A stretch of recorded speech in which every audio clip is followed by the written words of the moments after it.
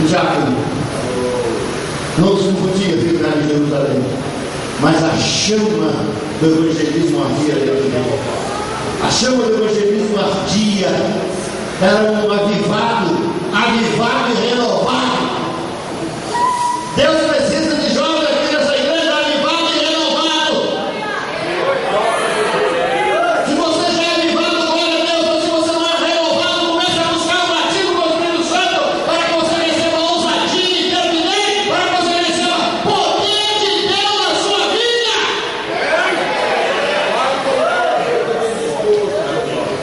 Já que eu podia pregar o Evangelho em Jerusalém, diz a palavra de Deus, ele desceu a cidade de Samaria. E o que ele fazia lá? Pregava Cristo. Esse é o sucesso das nossas Assembleias de Deus. A Assembleia de Deus, embora tão esfacelada, embora tão dividida, infelizmente, quando nós temos às vezes a Assembleia de Deus que não tem nada a ver com a nossa Assembleia de Deus.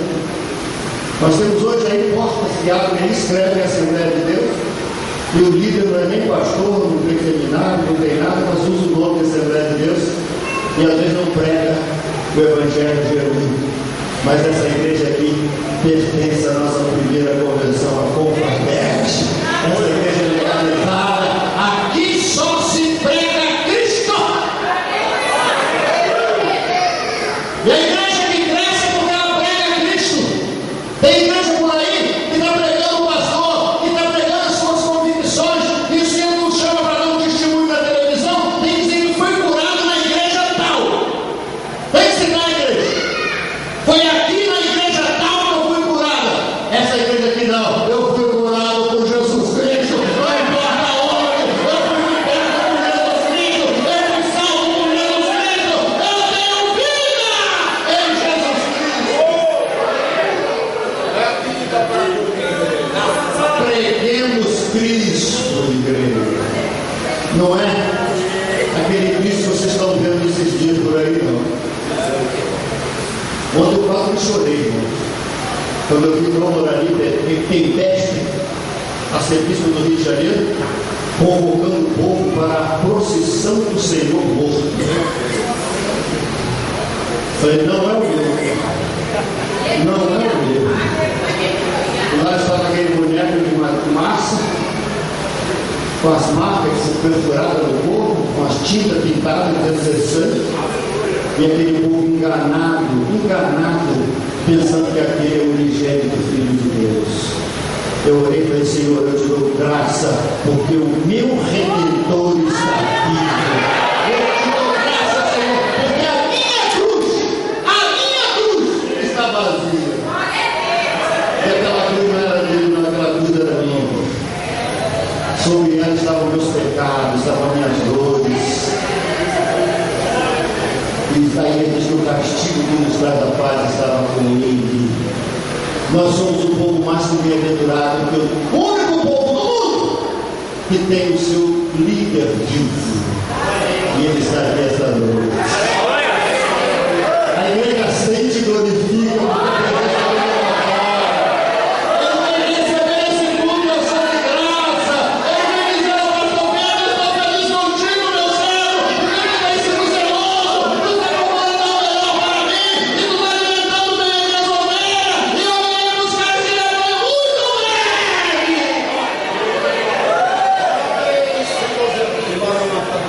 Nosso Cristo não está morto, não, ele está vivo.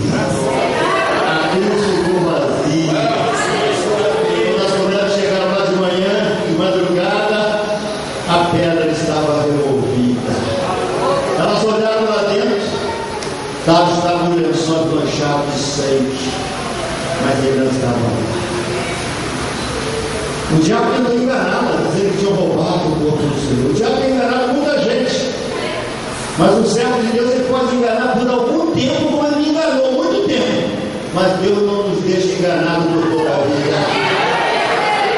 Dois varões apareceram e perguntaram para elas assim: por que buscarem o vidente entre os mortos? Ele não está aqui, já ressuscitou. Essa é a nossa vitória! A cruz ficou vazia, o sepulcro ficou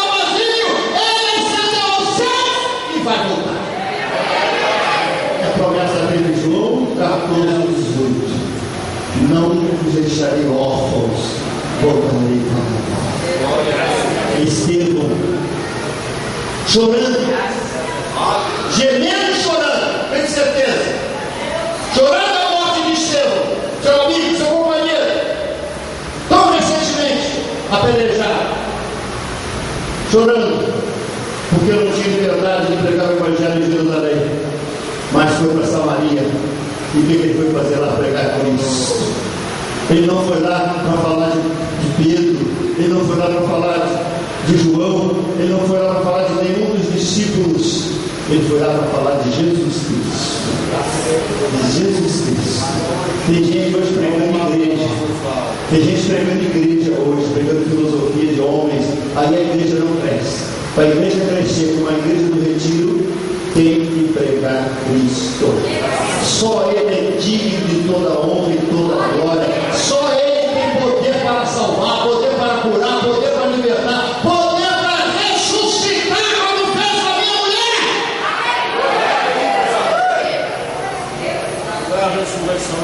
E quando Filipe pregava em Samaria, pregava Cristo, a igreja crescia.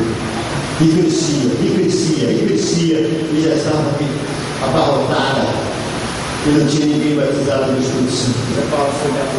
Aí Deus mandou Pedro e João para lá. E quando eles chegaram lá, começaram a orar, e o Espírito Santo também foi derramado ali em Samaria, e aquele povo foi avivado, renovado, e aquele povo crescia mais ainda, porque quem dá o crescimento da igreja é o Espírito Santo. Me desculpe se tem alguém aqui de igreja tradicional, mas você já viu como é lento o crescimento das igrejas tradicionais? É lento. São crentes, vão para o céu, mas não dão lugar ao Espírito Santo. Até aquela palavra do Senhor Jesus, em Atos 1:8. Por que ele deu essa palavra? Porque a igreja era tradicional. A igreja não podia continuar naquele tradicionalismo. Ele falou: olha, vocês vão receber o Espírito Santo. Aí a igreja movimentou. Aí a igreja foi acionada pelo Espírito Santo e milagres começaram a acontecer. Logo depois aconteceu no capítulo 3 de Atos, Pedro na porta do templo. Se ele fosse um tradicional, ele põe uma moeda na mão daquele rapaz. 42 anos tirando escola, mas ele já era um homem diferente. Ele chegou ali e falou: olha para nós, olha para nós, vê se nós somos iguais a esse entrado aí. Você pode se tomar como modelo? Olha para mim, vê se eu sou igual aos crentes que você conhece. Olha para mim, vê se você vê alguma diferença em mim. O crente pentecostal pode falar, sabe por quê? O que faz a diferença no homem é poder de Deus na vida dele. Não é o seu poder aquisitivo, não é o carro que ele anda, não é a casa que ele mora, não é a roupa que ele veste. O que faz o homem diferente é o poder de Deus na vida dele, é a qualidade do Espírito Santo, é independente da palavra. A igreja não tinha poder, mas Jesus falou: recebereis poder quando o Espírito Santo cai sobre vós.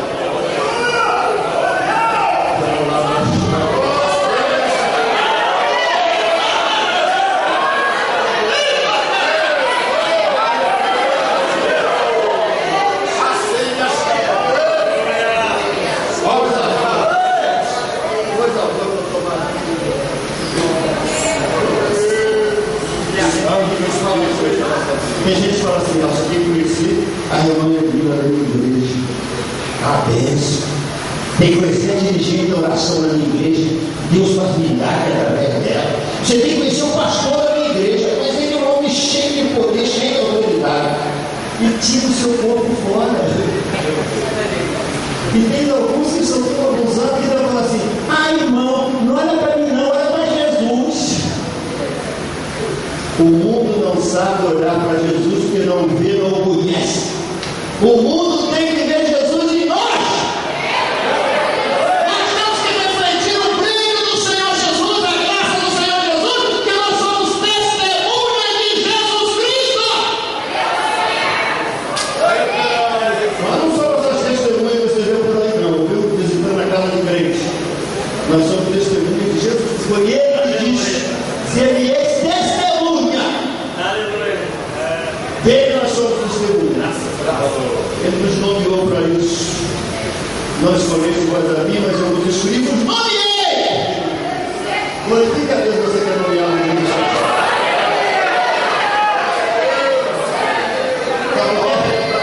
Quem é nomeado por qualquer autoridade do governo, daí a 4 anos está na rua. Muda o governo, não. É o caneta dele. Mas quem é nomeado por Jesus Cristo vai continuar lá na eternidade, lá no céu.